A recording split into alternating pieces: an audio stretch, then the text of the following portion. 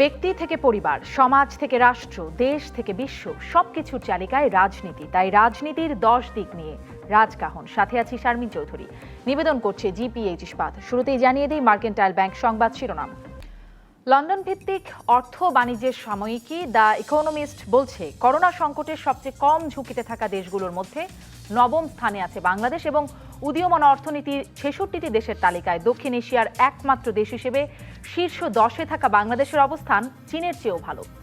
Corona সংকট মোকাবেলায় প্রায় 1 লাখ কোটি টাকার প্রণোদনা ঘোষণা করেছেন প্রধানমন্ত্রী শেখ হাসিনা। এছাড়াও ব্যবসায় নেতিবাচক প্রভাব মোকাবেলায় কোনো ঋণগ্রহীতা 30শে জুন পর্যন্ত কিস্তি পরিশোধে ব্যর্থ হলে তাঁকে খেলাপি করা যাবে না বলে ঘোষণা দেওয়ার পর রবিবার নতুন এক নির্দেশনায় এপ্রিল ও মে মাসের ঋণের সুদও স্থগিত করেছে বাংলাদেশ ব্যাংক। ঢাকা বিশ্ববিদ্যালয়ের স্বাস্থ্য অর্থনীতি ইনস্টিটিউটের গবেষণা বলছে, সাধারণ ছুটির কারণে মে মাস শেষে দেশে সম্ভাব্য আর্থিক ক্ষতির পরিমাণ হবে 2,17,800 কোটি টাকা, যা গত অর্থ বছরের জিডিপির প্রায় 9%। এই পরিস্থিতিতে সোমবার দেশের মানুষকে সুরক্ষিত রেখে অর্থনীতির চাকা সচল রাখতে নির্দেশনা দিয়েছেন প্রধানমন্ত্রী শেখ হাসিনা। এসব নিয়ে আলোচনায় আজ রাজকাহনে আমার সাথে সংযুক্ত আছেন বাংলাদেশ ব্যাংকের সাবেক গভর্নর ডক্টর সালেউদ্দিন আহমেদ, আছেন পরিকল্পনা কমিশনের সাধারণ অর্থনীতি বিভাগের সদস্য সিনিয়র সচিব ডক্টর শামসুল আলম, আছেন পলিসি রিসার্চ ইনস্টিটিউট পিআরআই এর নির্বাহী পরিচালক ডক্টর আহসান এইচ মনসুর এবং আছেন এফবিসিসিআই এর সাবেক প্রেসিডেন্ট এ.কে আজাদ। স্বাগত আপনাদের চারজনকেই আজকের রাজকাহনে। আজকের বিষয় করোনায় আশা জায়গা নিয়ে সবল অর্থনীতির শীর্ষে বাংলাদেশ। একটা আশা জায়গা নিয়ে বিষয় তো বটেই, শীর্ষ 10-এ বাংলাদেশের অবস্থান। আমরা তো স্বস্তি পাচ্ছি, কিন্তু আপনাদের কাছ থেকে একটু মূল্যায়ন জানতে চাই। আমি শুরুতেই ডক্টর আহসান এইচ মনসুর, আপনার কাছ থেকে একটু জানতে চাই যে কিভাবে বোঝা গেল, আমাদেরকে যদি একটু সহজ করে বলেন যে কিভাবে বোঝা গেল বাংলাদেশ অপেক্ষাকৃত কম ঝুঁকিপূর্ণ দেশের তালিকায় আছে বা সবল অর্থনীতির দেশের তালিকার মধ্যে শীর্ষ 10-এ আছে। দেখুন, তারা যে মেজারটা নিয়েছে, মানে স্ট্যান্ডার্ডাইজ একটা ইন্ডিকেটর ডেভেলপ করেছে, তার বেসিক দুটো জায়গায় আমরা খুব শক্তিশালী প্রতীয়মান। একটা হচ্ছে যে আমাদের যে ঋণের বোঝা আমাদের জাতীয় আয়ের তুলনায় সেটা 30-এর ঘরের মাঝামাঝি আছে এবং সেটা অন্যান্য দেশের তুলনায় অনেক কম। এটা একটা মেজার। আর দ্বিতীয় মেজার হচ্ছে বিদেশি ঋণের পরিমাণটাও আমাদের আপেক্ষিকভাবে অনেক কম। অন্য দুটো মেজারে আমরা অত ভালো করি নাই, কিন্তু সেগুলো মোটামুটি ভাবে সন্তোষজনক। এখন এখানে প্রশ্নটা আসে যে আমরা কি জিডিপি দিয়ে আমাদের ঋণের বোঝাকে পরিমাপ করব? এটাই কি আমাদের সক্ষমতা, নাকি আমাদের আসল সক্ষমতা হচ্ছে আমাদের রাজস্ব দিয়ে আমরা আমাদের ঋণের বোঝাকে পরিমাপ করব? অর্থনীতিতে একটা জিনিসের কথা আছে যে সক্ষমতাটা কি, অর্থাৎ ক্যাপাসিটি টু পে কি। সরকারের ক্যাপাসিটি টু পে সরকারের রাজস্ব সংগ্রহের ক্ষমতা। বাংলাদেশে জিডিপি বেড়েছে কিন্তু রাজস্ব সংগ্রহের ক্ষমতা বাড়ে নাই। কাজে এইভাবে যদি আমরা শুধু জিডিপি দিয়ে দেখি তাহলে বাংলাদেশকে খুব ভালো মনে হয়, কিন্তু যদি আমরা দেখি যে আমাদের ডেট সার্ভিসে আমাদের বাজেটের কত অংশ গেছে, সেটা কিন্তু একটা বড় অংশ যাচ্ছে অন্যান্য দেশের তুলনায়। এবং সবচেয়ে বেশি যেটা এই হচ্ছে যে আমাদের revenue to date to revenue ratio হচ্ছে 5 গুণের মতো, এবং সেটা অন্যান্য দেশে 100% অফ জিডিপি হওয়ার পরেও তাদের কিন্তু এটা 3 থেকে 3.5 গুণ বা 4 গুণ খুব ম্যাক্সিমাম হলে পড়ে। কাজে সেই হিসাবে কিন্তু আমরা খুব ডেট টু জিডিপি রেশিও দেখে খুব সন্তুষ্ট হওয়ার কারণ নেই। আমাদের আসল যেটা হচ্ছে সরকারের ডেট সার্ভিস করার সক্ষমতা, তাদের যে রাজস্ব আহরণ, সেটার মাধ্যমে সেটা করতে হবে, এবং সেই হিসাবে দেখলে আমরা কিন্তু ওইভাবে অতখানি ভালো।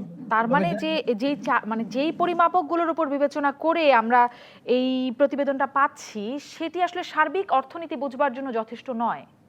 আমি তাই বলবো, এবং আমাদের অতখানি উচ্ছ্বাসিত হওয়ার কারণ নেই। আমরা সন্তোষজনক অবস্থায় আছি, কিন্তু তাই বলে চীনের চাইতে ভালো আছি, চীনের চাইতে শক্তিশালী, এই ধরনের কথা আমার কাছে মনে হয় অর্বাচক। আচ্ছা, কিন্তু আমরা তো দেখছি মানে এই ইকোনমিস্টের প্রতিবেদন অন্তত বলছে যে চীনের চাইতে, ভারতের চাইতে, মানে এই দেশগুলোর চাইতে আমরা স্বস্তিতে আছি। আর এখানে আসলে কম ঝুঁকিপূর্ণ বা নিরাপদ, এটি বলতে আসলে কি বোঝাচ্ছে? মানে আমাদের উপরে কি করোনার খরাটা কম, এরকম কিছু, নাকি কি বোঝাতে চাচ্ছে প্রতিবেদনটি? না, ওনারা বোঝাতে চাচ্ছেন যে অর্থনীতিটা কতখানি সবল সেটাকে দেখাচ্ছে। অর্থাৎ গভর্নমেন্টের ক্যাপাসিটি, তারা দেখছে রিজার্ভ দেখছে, তারা দেখছে ফরেন ডেট দেখছে, তারা দেখছে ডেট, টোটাল ডেটটাকে দেখছে, সরকারের যে টোটাল ঋণের পরিমাণ, সেই ইন্ডিকেটরগুলো ভিত্তিতে করছে। কিন্তু আমাদের যে সক্ষমতাটা বা সরকারের রাজস্ব সক্ষমতাটা পৃথিবীর সবচেয়ে কম। কাজেই সবচেয়ে ডেট রেশিও কম হলেও আমাদের সক্ষমতা কিন্তু তুলনামূলকভাবে আরো কম। সেই হিসেবে দেখলে পরে ডেট টু রেভিনিউ রেশিও যদি দেখতাম আমরা অনেক পিছিয়ে চলে যেতাম। কাজে আমি বলবো যে আমাদেরকে এটাকে আমরা সদরে গ্রহণ করছি, কিন্তু এটাকে নিয়ে বিহ্বল হওয়ার মতো কিছু নাই, কারণ আমাদের কিন্তু বাজেটের মধ্যে বিরাট প্রবলেম আছে। আমাদের বাজেটের রাজস্ব খাতে বিরাট ঘাটতি, এবছরও ১.৫ লক্ষ কোটি টাকার মতো ঘাটতি হতে যাচ্ছে বাজেটে, রেভিনিউ রাজস্বে, এবং এই এই এই এই অবস্থার পরিবর্তন কিন্তু আগামীতেও আমরা দেখছি না। কাজে আমি বলবো যে সরকার যতখানি সবল এখানে দেখানো হয়েছে সরকারকে, সবলটা দেখানোর মূল কারণ হচ্ছে গভর্নমেন্টের ক্যাপাসিটি টু স্ট্যান্ড, ইকোনমির ক্যাপাসিটি টু স্ট্যান্ড, মানে এই করোনার ধাক্কাটাকে সহ্য করার মতো ক্ষমতাটা আমাদের আছে কিনা, সেই দৃষ্টিকোণ থেকে আমাদের সক্ষমতা কিন্তু অত বেশি নয়। ডক্টর আহসান মনসুর, আবারও আসবো আপনার কাছে। এই পর্যবেক্ষণটা আমি আমার বাকি অতিথিদের কাছ থেকেও জানতে চাই। ডক্টর সালেউদ্দিন আহমেদ, আপনি কিভাবে মূল্যায়ন করছেন এবং আপনি কি মনে করেন, আপনি কি ডক্টর আহসান মনসুর সাথে একমত পোষণ করবেন? আমি মূল্যায়নটা দেখলাম, এটাতে আসলে ডক্টর আহসান মনসুর, এটা থেকে আত্মপ্রসাদের কোনো সুযোগ নেই। এই যে ইন্ডিকেটর গুলো যেগুলি বলছে একেবারে মোটা দাগে, মানে মোটা দাগ বলবো একেবারে ভেরি রাফ দিয়ে একটা দেশের একটা অবস্থা বোঝাচ্ছে, কিন্তু এটা মোটেও এটা দেশের যে আমাদের যে বর্তমান অবস্থা বা ভবিষ্যতে যে কি রকম ভাবে যাবে এটা কোনোটা ইন্ডিকেট করে না। উদাহরণ দিয়ে আমরা, ওরা একটা বলেছে ফরেন এক্সচেঞ্জ রিজার্ভ ভালো, $33 বিলিয়ন। আরে আমি 2007-08 যখন ফাইন্যান্সিয়াল ক্রাইসিস হলো, এই 2-3 সপ্তাহে Indian reserve bank of India দিয়ে লস $16 বিলিয়ন, এক ফুৎকারে $16 বিলিয়ন চলে গেছে। অর্থাৎ $33 বিলিয়ন আছে, এটা বিরাট রিজার্ভ আমাদের থাকবে, এইরকম ব্যাপার।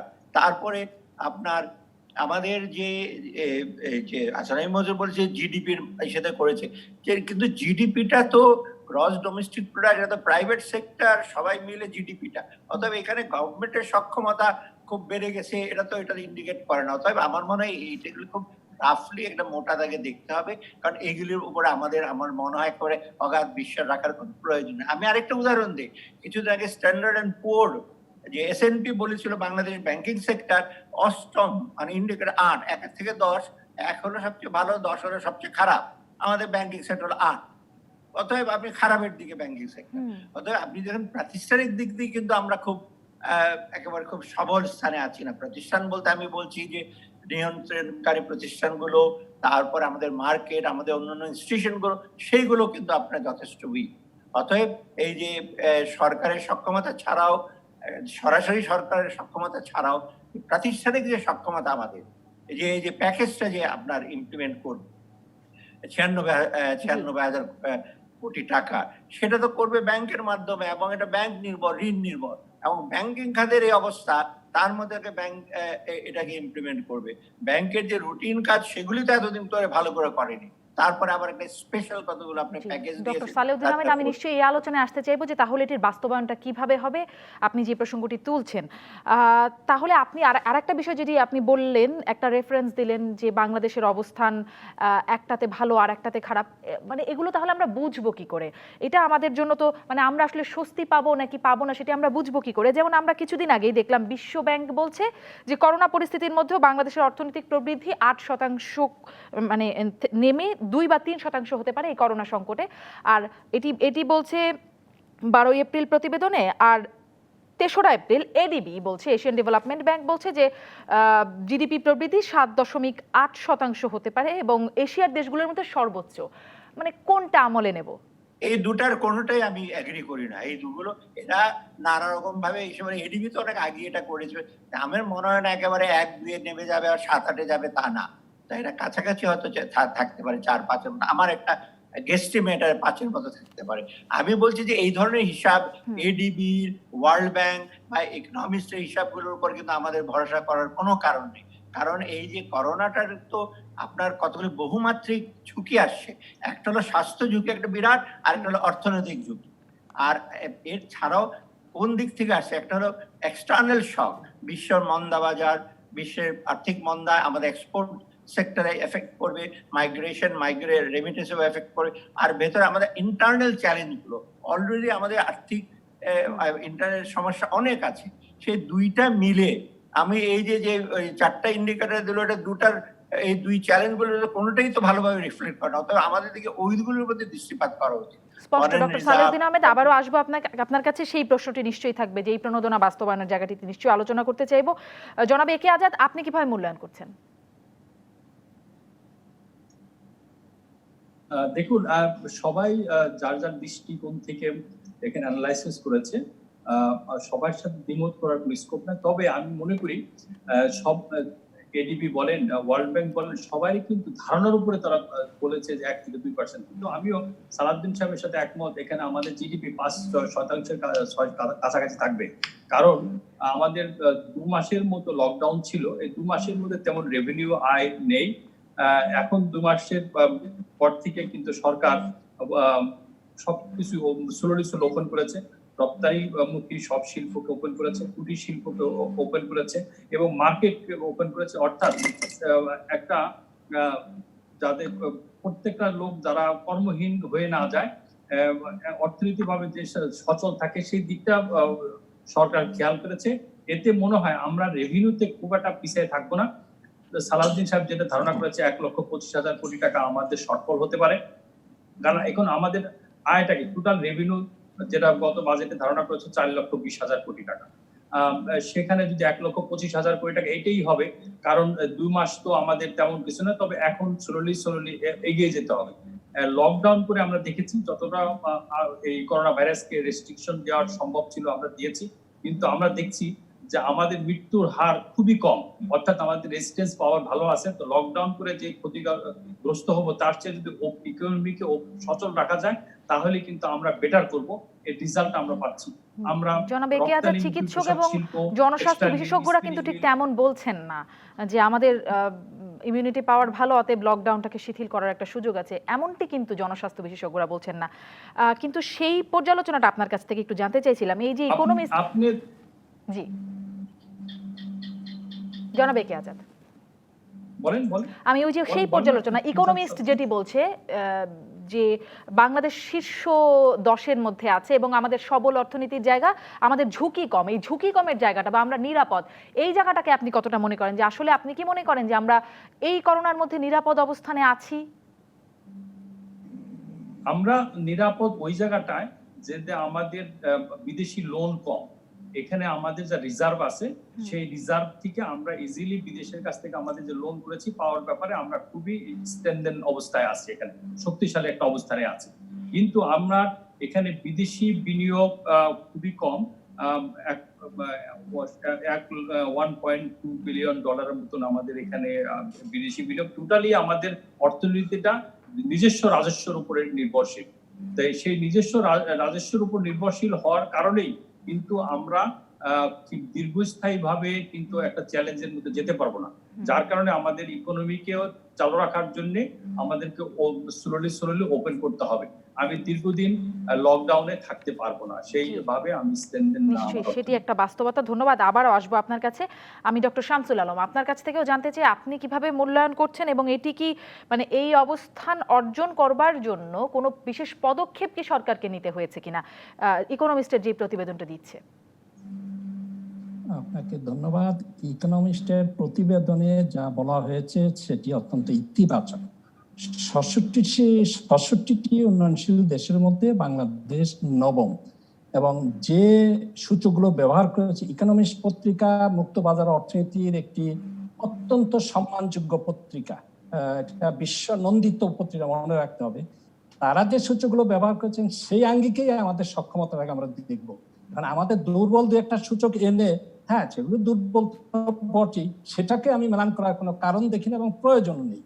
যেটা বলা হয়েছে যে সক্ষমতাটা, এটা অর্থনৈতিক সক্ষমতা বটেই, যে আমাদের ঋণগ্রস্ত দেশ নই আমরা, আমাদের ঋণের হার জিডিপির তুলনায় দেশজ ঋণ এবং বহিস্থ ঋণ দুটাই কম, আমাদের ব্যাংক রিজার্ভ যথেষ্ট। ভারত আমাদের চেয়ে 11 গুণ বেশি তাদের জিডিপি, তার যে ব্যাংক রিজার্ভ সে তুলনাতে আমাদের রিজার্ভ অনেক ভালো। তো এই বিষয়টিও আছে। আরেকটু আমি যোগ করি আপনাদের, সেটি হলো আমাদের অর্থনীতি যে সক্ষম, যথেষ্ট ভেঙে পড়েনি যেভাবে আমরা অনেকে বলছি, এটি কিন্তু সত্যিকার পুরোটা প্রতিফলন নয়, অর্ধেক প্রতিফলন হয়তো। যুক্তরাষ্ট্রের এত শক্তিশালী অর্থনীতি, তার প্রবৃদ্ধি নেগেটিভ হবে 4.6% আগামী 1 বছর। চীনে গত জানুয়ারি থেকে এই মার্চ পর্যন্ত যথারীতি প্রবৃদ্ধি কমেছে 6.8%। জার্মানি প্রবৃদ্ধি কমবে সারা বছর, এই বছর যেভাবে চলছে 6.3% নেগেটিভ, মানে পজিটিভ নাই কিন্তু নেতিবাচক। ফ্রান্সের কমবে 5.8%, ইউর কমবে 5.91%। সেখানে বাংলাদেশ বিশ্বব্যাংক আমি বলছে 2 থেকে 3। অবশ্যই সেই প্রবৃদ্ধির হার নিয়ে এখন আমি খুব মাথা ব্যথার কিছু দেখি না। এখন আমার জীবন বাঁচানো, আমি যে কথা বলতে যাচ্ছিলাম, এই এত কিছুর পরও বহির্বিশ্বের যে অবস্থা, তার চেয়ে বাংলাদেশ আপেক্ষিকভাবে এখনো ভালো। এবং এই প্রবৃদ্ধি হার ইতিবাচক ভারতের হবে, বাংলাদেশের হবে, এবং চীনেরও নেতিবাচকে যাবে না, যদিও কমবে। তো এটা কিন্তু আমাদের অর্থনীতির অবশ্যই সক্ষমতার পরিচয়। আমাদের রেভিনিউ গত কয়েক বছর ধরে আমরা যা প্রক্ষেপণ করছি সেটা আদায় করতে পারছি না। এটা হলো একটা সূচক। অর্থনীতি এক সূচকে তো নয়, অনেক গুরুত্বপূর্ণ সূচক। রিজার্ভ একটা অন্যতম সূচক, আমাদের ডেট জিডিপি রেশিওটা অন্যতম, আমার ডোমেস্টিক জিডিপি ঋণ রেশিও যথেষ্ট গুরুত্বপূর্ণ, আমার ডেফিসিট ফাইন্যান্সিং কত হচ্ছে সেটা অত্যন্ত গুরুত্বপূর্ণ, আমাদের 5% এতকাল পর্যন্ত ছাড়িয়ে যায়। এই সবগুলোই নির্দেশ করে বাংলাদেশের অর্থনীতির অভ্যন্তরীণ যে সক্ষমতা, এটা বহির্বিশ্ব যেমন মূল্যায়ন করছে আমরাও করছি। কাজে এটাকে আমি অত্যন্ত ইতিবাচক দেখি। নিশ্চয়ই ইতিবাচক। সার্বিক চিত্রের বহিঃপ্রকাশ ঘটছে না যেমনটি বলছেন মানে অর্থনীতিবিদরা, কিন্তু নিশ্চয়ই এটি ইতিবাচক আপনি যেমনটি বলছেন। আরেকটা প্রসঙ্গে জানতে চাই, যেই ব্যবস্থাগুলো নেওয়া হচ্ছে সংকট মোকাবেলায়, একদম যেটি আমরা জানতে পারছি সম্প্রতি, যে ব্যাংক ঋণ ও বিনিয়োগের উপর এপ্রিল মে মাসের সুদ আদায় স্থগিত নির্দেশ দিয়েছে বাংলাদেশ ব্যাংক। একটু স্পষ্ট হতে চাই ডক্টর সালেউদ্দিন আহমেদ, আমাদেরকে যদি এটিও একটু সহজে বুঝিয়ে বলেন যে সুদবিহীন ব্লক হিসেবে স্থানান্তর করতে হবে 31শে মে পর্যন্ত আরোপিত সুদ মুনাফা, এই নির্দেশনাটা আমরা দেখতে পাচ্ছি। সুদবিহীন ব্লকটা কি জিনিস? সুদবিহীন ব্লক হলো যে কোনো সময়, নর্মাল টাইমেও অনেক সময় সেটা হয় যে কোনো যদি শিল্প বা কোনো যদি ব্যবসা যদি কোনো অসুবিধায় পড়ে, 1 to 1 কেস বাই কেস বেসিসে ব্যাংকারে যেটা করে যে তার কিছু সময়ের জন্য সুদ চার্জ করে না, সেটাকে ব্লকড অ্যাকাউন্ট করা। তার মানে নতুন করে তার ঋণের বোঝা চাপবে না। কারণ আপনি জানেন ব্যাংকের ঋণের হিসাবটা চক্রবৃদ্ধি হারে হয়, কারণ প্রিন্সিপালের উপরে সুদ, সুদের উপরে সুদ করে বেড়ে যায়। অথবা এটা ব্লক হিসেবে অ্যাকাউন্ট করা হয় যে ওখানে সুদ হিসেবে পড়বে না, প্রিন্সিপালটা কোনো ক্রমেই তো ওয়েভ করা হবে না, শুধু ওই 2টা মাসের জন্য সুদটাকে ব্লক করা হবে। তাহলে এটি কি আসলে সবার জন্য, মানে সকল বিনিয়োগ, ব্যাংক ঋণ ও বিনিয়োগের উপর এটি কি সবার জন্য প্রযোজ্য, নাকি আপনি যেটি বলছিলেন কেস টু কেস সেরকম? না, সেটা নর্মাল টাইমে কেস টু কেস করা হয়। এটা যে একেবারে করা হয় না তা না। এখন যেটা দিয়েছে বাংলাদেশ ব্যাংক সার্কুলার, এটা কিন্তু সবার জন্য, এটা জেনারেল, এটা বলা হয় না যে কেস টু কেস বেসিস। আচ্ছা, সবার জন্য হওয়াটা আসলে কেমন, কতটা যৌক্তিক বলে মনে করছেন সবার জন্য? আমি মনে করি এটা যৌক্তিক, সবার জন্যই করবে, কারণ এটাতে আপনার এই সেক্টরে করবেন ওই সেক্টরে, কারণ সবার সাথে সবাই অঙ্গাঙ্গি জড়িত। আপনি যদি বলেন একটা সেক্টরে করব, শুধু এক্সপোর্ট সেক্টরে করবো, উন্নতি করার কাজ, এক্সপোর্টের খাত করলে, তারপর অন্য আমাদের ডোমেস্টিক ইন্ডাস্ট্রি গুলো আছে, এসএমই গুলো আছে, সার্ভিস সেক্টর আছে, প্রত্যেকের সাথে তো প্রত্যেকটা লিঙ্ক আছে একটা ইকোনমি। এবং ইকোনমি আমাদের যে গ্রোথ, প্রবৃদ্ধি বা আমাদের সামনে নিয়ে যাওয়া বা কর্মসংস্থান করা, এটা প্রত্যেকেরই আপনার কন্ট্রিবিউশন আছে। অতএব আপনি একটা দুটো ইন্ডাস্ট্রি করবেন, এটা ডিসক্রিমিনেটরি হবে, এটা ঠিক হবে না। অতএব যেটা করেছে, আমার যেটা রিডিং বাংলাদেশ ব্যাংকের যে সার্কুলার, আর একটু স্পষ্ট হওয়া উচিত ছিল। বাংলাদেশের সার্কুলার গুলো ইদানিং আমি দেখছি একটু কেমন জানি বিটুইন দ্য লাইন্স গ্যাপ থাকে, লোকে অনেক রকম ইন্টারপ্রেট করে। স্পষ্ট করে বলে দিতে পারতো যে এটা ইউজুয়াল ব্লক অ্যাকাউন্টে যাওয়া না, এটা হলো একটা বিশেষ একটা সময় এসে এটা একটা সংকটময় বিষয়তে এটা সবার জন্য একটা প্রযোজ্য হবে, এটা একটু স্পষ্ট করে বলে দেওয়া। কারণ ব্যাংকাররা কিন্তু এটা নিয়ে নানা রকম আবার কোয়েরি করবে, বলবে না তোমাদের জন্য বলা হয় নাই, এটা কিভাবে ক্যালকুলেট, এটা বাংলাদেশ ব্যাংক আরেকটু স্পষ্ট করে। তবে আমি মনে করি generally it is a good step. আমি এই প্রশ্নটি আসলে এটি সবার জন্য যদি হয়ে থাকে সেটি কেমন ভাবে মূল্যায়ন করবেন, এই প্রশ্নটি বাকিদের কাছেও রেখে যাচ্ছি। জনাব একে আজাদ, নিশ্চয়ই আপনার কাছ থেকে শুরুতেই জানতে চাইবো, বিরতির পরে ফিরে এসে, যে আপনি একজন ব্যবসায়ী, সেদিক থেকে কিভাবে বিবেচনা করবেন একটা ব্যাংকের পরিচালনা পর্ষদের সদস্য আপনি। অবশ্যই আপনার একটা পর্যালোচনা দিয়ে পরবর্তী অংশ শুরু করতে চাই। রাজকাহনে বিরতির পরে ফিরলাম রাজকাহনে। যেই প্রশ্নটি জনাব একে আজাদ আপনার কাছে করছিলাম সেখান থেকেই ফিরি, যে ব্যাংকের ঋণ এবং বিনিয়োগের উপর সুদ এপ্রিল মে স্থগিত করা হয়েছে, আপনি ব্যবসায়ী হিসেবে কিভাবে দেখছেন এবং ব্যাংকের পরিচালনা পর্ষদ হিসেবেও কিভাবে এটি মূল্যায়ন করছেন? আমি এই সরকারের সিদ্ধান্তকে স্বাগত জানাই, কারণ আমাদের যে হারে ডোমেস্টিক ইন্ডাস্ট্রি, বিশেষ করে কুটির শিল্প, মাঝারি শিল্প, বড় শিল্প সবাই কিন্তু ক্ষতিগ্রস্ত লকডাউনের কারণে। আর বিশেষ করে আমাদের মূল রপ্তানির বাজার হচ্ছে ইউরোপ এবং আমেরিকা, এবং ইউরোপ এবং আমেরিকা যেভাবে ক্ষতিগ্রস্ত হয়েছে, তা আপনারা শুনেছেন এর মধ্যে রপ্তানির $3 বিলিয়ন প্রোডাক্ট ক্যান্সেল হয়েছে এবং এই $3 বিলিয়ন যেসব র মেটেরিয়াল বিদেশ থেকে আমদানি করেছে বাংলাদেশ ব্যাংকে কিন্তু সেই টাকা বিদেশকে পেমেন্ট করতে হয়েছে। এখানে বিরাট একটা লোন পিছিয়ে আছে। তো সেই ক্ষেত্রে 1 মাস শুধু 31শে মের মধ্যে যেটা করেছে, আমি মনে করি এটা ভালো সিদ্ধান্ত। তবে ব্যাংক যতটুকু ক্ষতিগ্রস্ত হবে এটা ব্যাংক পোষায় নিতে পারবে, কিন্তু একটা কারখানার মালিক বা ছোট কুটির শিল্প যে 5 জন এমপ্লয়মেন্ট দিয়েছে, 10 জন, সে যদি একবার ব্যবসার থেকে হারিয়ে যায় কিন্তু সে আর ব্যবসায় ব্যাক করতে পারবে না। নিশ্চয়ই, কিন্তু ব্যাংকগুলো কিভাবে পুষিয়ে নেবে? ব্যাংকগুলো প্রস্তুত সেই ক্ষতি পুষিয়ে নেবার মতো অবস্থায় আছে? হ্যাঁ, অবশ্যই ব্যাংকগুলো পারবে। কারণ আমরা জেনেছিলাম যে এর আগে বাংলাদেশ ব্যাংকে যে প্রজ্ঞাপন, সেখানে বলছিল যে জুন পর্যন্ত ঋণের কিস্তি পরিশোধ না করলেও খেলাপি বলা যাবে না, মানে ঋণের কিস্তি পরিশোধেও বাধ্যবাধকতা নেই। এখন শুধু 2 মাসের জন্য স্থগিত করা হচ্ছে। তাহলে ব্যাংকগুলো আসলে কোথা থেকে অর্থ পাবে? ব্যাংকগুলো কিন্তু অনেক প্রফিট করে, প্রত্যেকটা ব্যাংকে প্রচুর প্রফিট করে। আপনি দেখেছেন 300 কোটি 400 কোটি টাকা করে তো 1 বছর প্রফিট করবে না বা কম করবে, অর্থাৎ ডিভিডেন্ড না দিবে। কিন্তু এখানে আমি মনে করি মানুষ যদি একটা শিল্প বন্ধ হয়ে যায়, অনেক শ্রমিক কর্মহীন হয়ে পড়বে এবং একটা ব্যবসায়ী যদি একবার বসে যায় সে কিন্তু ব্যবসায় আপনার বক্তব্য স্পষ্ট। আমি ডক্টর হাসান এইচ মনসুর আপনার কাছ থেকে এই জায়গাটি জানতে চাই যে ব্যাংকগুলো আসলে কতটা প্রস্তুত। ডক্টর হাসান এইচ মনসুর, আমার কাছ থেকে জানতে চাচ্ছেন? জি, ডক্টর হাসান এইচ মনসুর আপনার কাছ থেকে জানতে চাইছিলাম। আপনি আমি তারপর নিশ্চয়ই সালেউদ্দিন আহমেদের কাছে আসবো। ডক্টর মনসুর, আপনার কাছ থেকে জানতে চাইছি। এটা মিউট করা আছে। হ্যাঁ, সরি, আমি যেটা বলছিলাম, আমি একটু দ্বিমত করব আমার রসুরিদের সাথে এই বিষয়ে। এখানে যে জিনিসটা লক্ষণীয় বা আমাদের হিসেবে আনতে হবে সেটা হচ্ছে সামগ্রিকভাবে এই মেজার 2 মাসের জন্য যদি আমরা ইন্টারেস্ট রিলিফ দেওয়া হয়, আমাদের হিসাবে 14,000 কোটি টাকার মতো লস হবে ব্যাংকিং সিস্টেমের। 14,000 কোটি টাকা। 2018 সালে সমগ্র ব্যাংকিং সিস্টেমের বিফোর ট্যাক্স দেওয়ার আগে লাভ হয়েছিল 12,000 কোটি টাকা এবং আফটার ট্যাক্স তাদের লাভ হয়েছিল 4,000 কোটি টাকা। অর্থাৎ 3 বছরের যে লাভ হয়েছে আফটার ট্যাক্স, সেই টাকার সমতুল্য পরিমাণ রাইট অফ করে দিতে হবে, অর্থাৎ দিয়ে দিতে হবে। আমাদের মতো একটা দুর্বল ব্যাংকিং খাতের জন্য এটা কি গ্রহণযোগ্য? আমি মনে করি অবশ্যই সহায়তা দিতে হতে পারে, সেজন্য সরকারকে তার বাজেট থেকে দিতে হবে। অন্যের ঘাড়ে বন্দুক রেখে চালালে হবে না।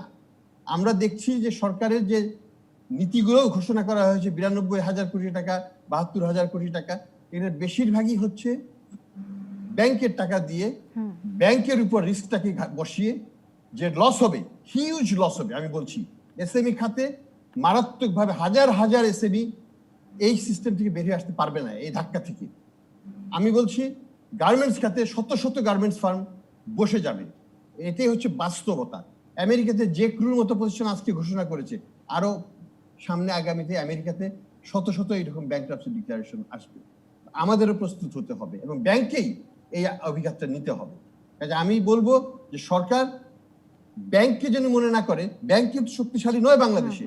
ব্যাংকের রিটার্ন অন ইকুইটি 2018 সালে মাত্র 4%, এটা ছিল 24% 2010 সালে। এটা কমতে কমতে কমতে কমতে এটা এই অবস্থায় এসেছে। ব্যাংকিং খাত এত দুর্বল হয়ে গেছে। সেই ব্যাংকিং খাতের উপর আমি যেখানে বিফোর ট্যাক্স প্রফিট সবগুলো ব্যাংকের মিলিয়ে হয়েছে 12,000, সেখানে এই 2 মাসে 14,000 কোটি টাকা দিয়ে দিতে হবে। খুবই ভ্যালিড প্রশ্ন। তাহলে এটি নিয়ে আমি ডক্টর সালেউদ্দিন আহমেদের কাছে এই জায়গা থেকে যাই যে যেটি আপনি বলছেন যে খুবই দুর্বল ব্যাংকিং ব্যবস্থার পক্ষে এই চাপটা নিতে ব্যাংকিং খাত পারবে, ব্যাংকিং খাত প্রস্তুত? ডক্টর সালেউদ্দিন, আমি মনে করি যে ডিসিশনটা নিয়েছে সেটা যৌক্তিক, কিন্তু ব্যাংক দুর্বল, ব্যাংক পারবে না, এই যুক্তিতে কিন্তু এই ডিসিশনটা চেঞ্জ করা ঠিক হবে না।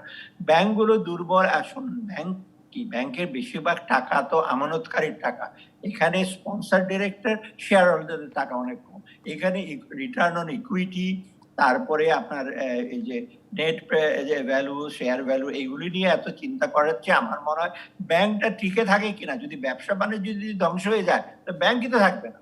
অতএব উচিত তো হলো অর্থনীতিকে সচল করে রাখা, জি। কর্মকাণ্ডকে সচল করে, কোনো রকম ভাবে যেন কোনো জি নিশ্চয়ই ডক্টর সালাউদ্দিন, আপনি বলছিলেন যে ব্যাংক তো মানে ব্যাংকের টাকা কোথাকার টাকা, আমানতকারীর টাকা। যদি ব্যাংক হ্যাঁ। সুদ না নেয়, ব্যাংক যদি ঋণ ফেরত না পায়, আমানতকারীদের সুদ দিতে পারবে? কিভাবে সাধ্য হবে? আমানতকারীদের যদি সুদ না দিতে পারে, আমানতকারীদের সুদ তো এমনি কমিয়ে দিয়েছেন, আমানতকারীদের এমনি ভুক্তভোগী, যেটা অনেক রকম আর্গুমেন্ট দিয়ে আমানতকারী সুদ কমিয়ে দিয়েছেন। প্রয়োজন হলে ব্রেক ইভেন পয়েন্টে থাকবে, ব্যাংকরা লাভ করবে। এই মানসিকতা কেন যে 300 কোটি টাকা লাভ করবে 400 কোটি, কোনো প্রয়োজন নাই। 1 বছর 2 বছর লাভ না করবে, আমার মনে হয় এই যুক্তিটা ঠিক না। দরকার হলে যদি একেবারে না হয় সে কথা, সেই ব্যাংক বসে যাক, সেই ব্যাংক মার্জ করুক অন্য ব্যাংকের। এতগুলো ব্যাংকের প্রয়োজনও তো নেই আমাদের। অতএব এটা একটা টেস্ট ব্যাংকের জন্য, সরকারের ডিসিশন নিয়েছে। তার মানে অনেকগুলো ব্যাংক, মানে কিছু ব্যাংক বসেও যেতে পারে, বন্ধও হয়ে যেতে পারে। হ্যাঁ, বসে যাক মানে আপনার মার্জ করো অন্য ব্যাংকের সাথে। দুর্বল ব্যাংক, এতগুলো ব্যাংক থাকতে হবে, ব্রাঞ্চ করে, কতগুলো সুন্দর সুন্দর ব্রাঞ্চ করে সাশ্রয়ী সেবা দেবে না, ওইসব ব্যাংকের তো প্রয়োজন নেই। আর আপনি একটা দেখেন যুক্তি কি, যে আপনার জিরো ইন্টারেস্ট রেটে পৃথিবীর অন্যান্য দেশে দিচ্ছে, তো ইকোনমি যখন স্লো ডাউন হয়ে, জাপানে তো বহুদিন যাবত জিরো ইন্টারেস্টে অফার করছে লোন। অতএব একেবারে একদম অর্থনৈতিক কর্মকাণ্ডকে সচল করবেন না, ব্যাংক টিকে থাকবে, ওই রকম তো এরকম ডায়ালামের মধ্যে থাকতে চলবে না। এটা হার্ড ডিসিশন নিতে। এটা ঠিক যে যেটা আসামি মনসুর বলেছে যে ব্যাংকের ঘাড়ে চলে, আমি প্রথমেই বলেছি এই পুরো প্যাকেজটাই ব্যাংক নির্ভর, ঋণ নির্ভর। সরকার ব্যাংকের উপর সমস্ত দায়িত্ব চাপিয়ে দিয়েছে এবং সেন্ট্রাল ব্যাংকের কাছে দিয়েছে। এই জিনিসটা কিন্তু আমার মনে হয় সঠিক হয় না। আমি এখান থেকে ডক্টর শামসুল আলম আপনার কাছ থেকে আমি এই বিষয়টি জানতে চাই, তবে তার আগে একটু জানতে চাই, যেহেতু সবকিছু ব্যাংক নির্ভর, ডক্টর সালাউদ্দিন আহমেদ বলছেন যে যেমন সেই প্রায় 1 লাখ কোটি টাকা সেটিও ব্যাংক নির্ভরই, এটি আগে একটু জানতে চাই যে সেই প্রণোদনার টাকা কি ছাড় দেওয়া বা বরাদ্দ দেওয়া শুরু হয়েছে ব্যাংকের মাধ্যমে? এগুলো শুরু করে দেওয়া হচ্ছে, নির্দেশনা দেওয়া হয়েছে, গাইডলাইন্স দেওয়া হয়েছে, কিভাবে ঋণ দিবে, কাদের প্রাধান্য দেবে, এগুলো নির্দেশনা বাংলাদেশ ব্যাংক থেকে দেয়া হয়েছে এবং খুব স্পষ্টভাবে সেগুলো দেওয়া হয়েছে। আর যে কথাটা আমি বলবো, ডক্টর সালাউদ্দিনের একটা অংশ আমি অত্যন্ত সমর্থন করি, সেটা হলো ব্যাংকগুলোর উপরে তো চাপিয়ে দেওয়ার প্রশ্ন। এটা বড় রকমের প্রতিষ্ঠান, বাংলাদেশে গুরুত্বপূর্ণ অর্থনৈতিক প্রতিষ্ঠান।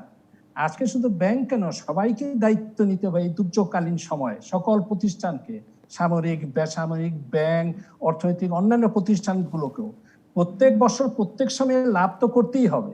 আমরা এই 2 মাস 6 মাস আমরা লাভ করার চিন্তা নাও তো করতে পারি, কারণ আগে অর্থনীতিকে বাঁচাতে হবে। কাজেই এই বিষয়টা অর্থনীতিকে সচল রাখতে, মার্কেটিং ব্যবস্থাটাকে পুনরুত্থান ঘটাতে এই ব্যাংকের মাধ্যমে তো অর্থ সচল করতে হবে। জি নিশ্চয়ই। আসলে লাভ করার প্রশ্ন কতটা নাকি টিকে থাকার প্রশ্ন, সেটি তো মনে হয় আলোচনায় আসছে। নাই করলেও টিকে থাকতে হবে, ব্যবসা করেই টিকে থাকতে হবে।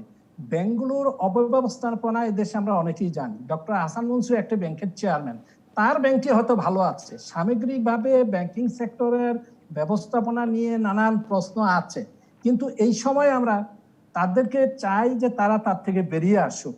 একটা পরিস্থিতির কারণে তারা বেরিয়ে আসবে এবং চেষ্টা করবে। অগত্যা যদি তারা কোথাও কেউ ফেল করে, সেটা তো অবশ্যই পরবর্তী সময় নিশ্চয়ই বিবেচনায় আসবে। সেটা মার্জার হবে না সরকার আমেরিকার মতো আবার রেস্কিউ প্ল্যান দেবে, সেটা পরবর্তীকালের প্রশ্ন। এই মুহূর্তে প্রশ্ন হলো জীবন রক্ষা করা, অর্থনীতিকে সচল করা।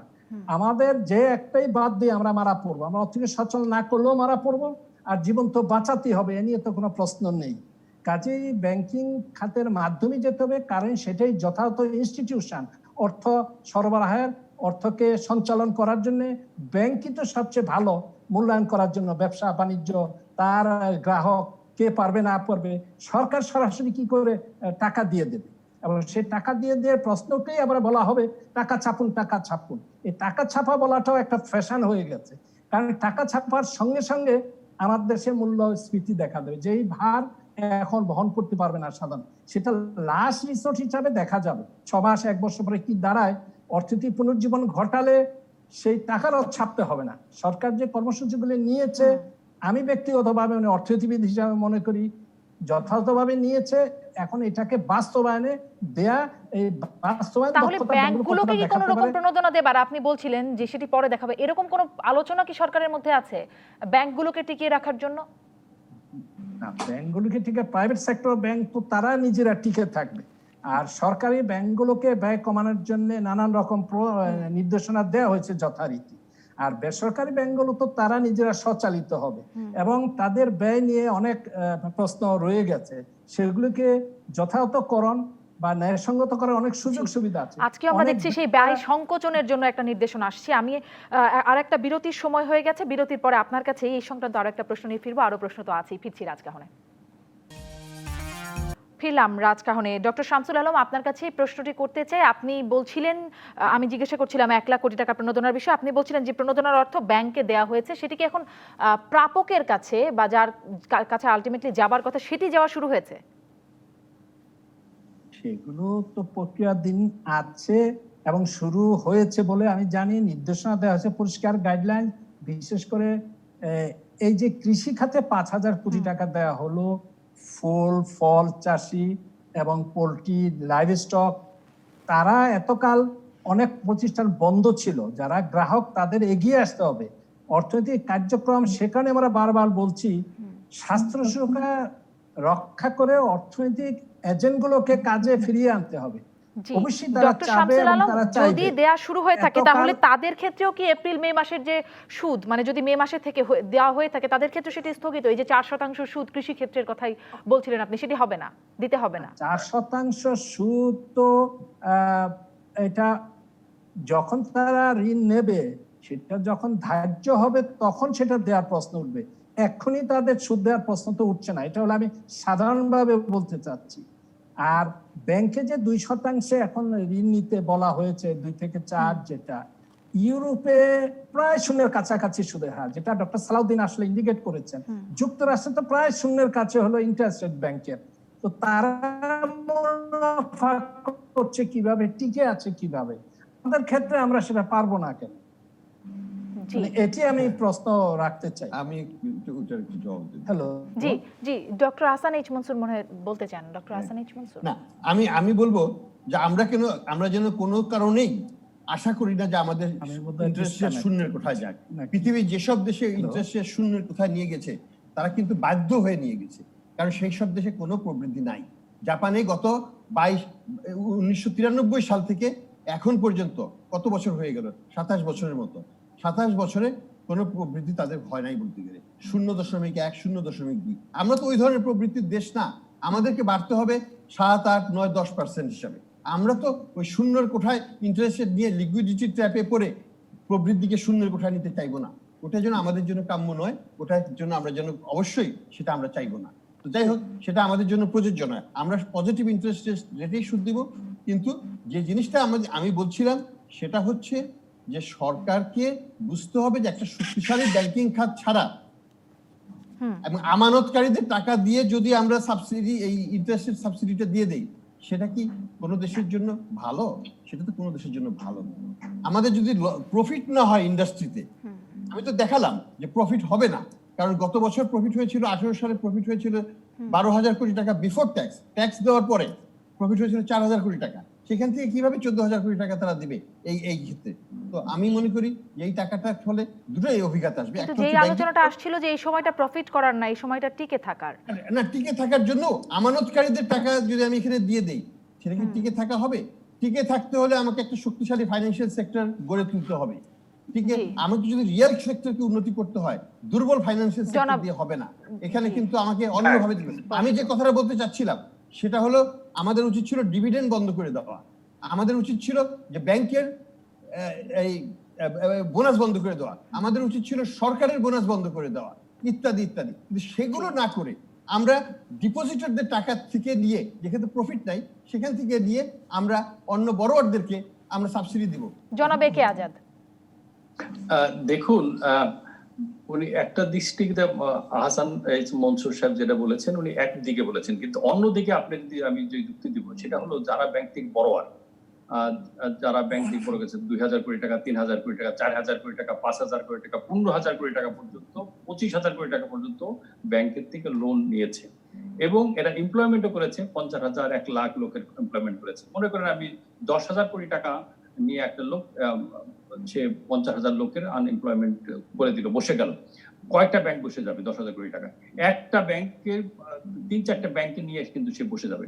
তো সেই কারণে সরকার যেহেতু নিজে সাবসিডি দিতে পারছে না, সরকারের সেই সক্ষমতা আমাদের অর্থনীতি নেই, সেই কারণে ব্যাংক যদি পারে যতটুকু পারে ব্যাংক বহন করুক, তা না পারলে ব্যাংক বলবে যে এতটুকু পারি না, গভর্নমেন্ট করবে। কিন্তু গভর্নমেন্ট ইনিশিয়াল যে সাপোর্টটা দিয়েছে ব্যবসায়ীদেরকে, আমি মনে করি এটা সঠিক। আর এটা না দিলে আজকে আপনি যেসব দেশের সাথে তুলনা করছেন, ইউএস আমেরিকার সাথে তুলনা করছেন, ইউরোপের সাথে তুলনা করছেন, তাদের অর্থনীতি আর আমাদের অর্থনীতি এক নাকি? তাদের দেখেন কত ট্রিলিয়ন ডলার শুধু দিয়েছে তারা ভর্তুকি গভর্নমেন্টের রাজস্ব থেকে। আমার কি সেই সক্ষমতা আছে নাকি?